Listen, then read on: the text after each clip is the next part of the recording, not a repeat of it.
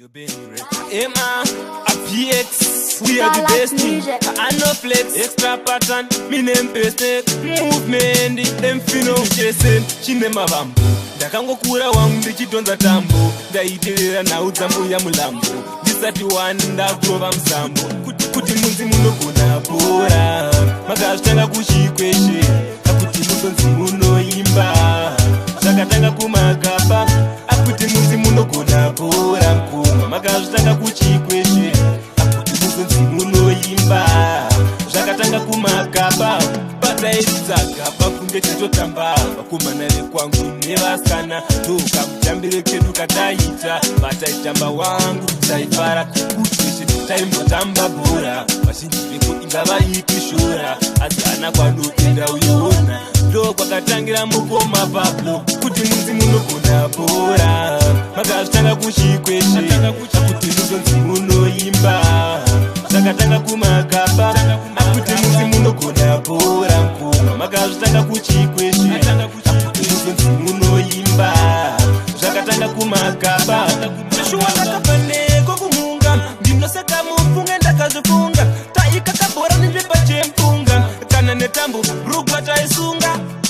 Ndichiri mudiki taimhanya nezvikingiri, kaiti nemota dzemawaya nezviviriri. Vakomana kodo vasikana kunodo, ndichikura taimbomakana fongo. Munogona bhora, makazvitanga kuchikweshe, akuti muzonzi munoimba.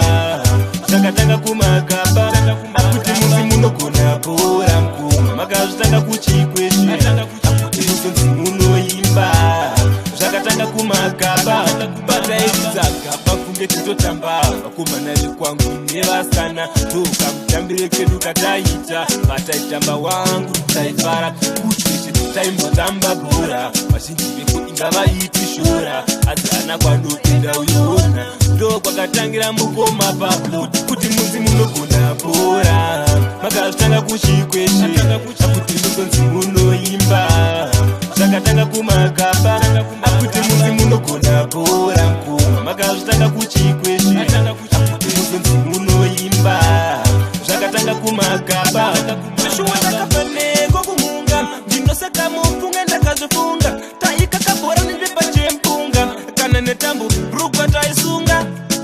Ndichiri mudiki taimhanya nezvikingiri, kaiti nemota dzemawaya nezviviriri. Vakomana kodo vasikana kunodo, ndichikura taimbomakana fongo. Munogona bhora, makazvitanga kuchikweshe, akuti muzonzi munoimba. Zvakatanga Kumagaba, akuti munzi munogona bhora mkoma. Makazvitanga kuchikweshe, akuti muzonzi munoimba. Zvakatanga Kumagaba.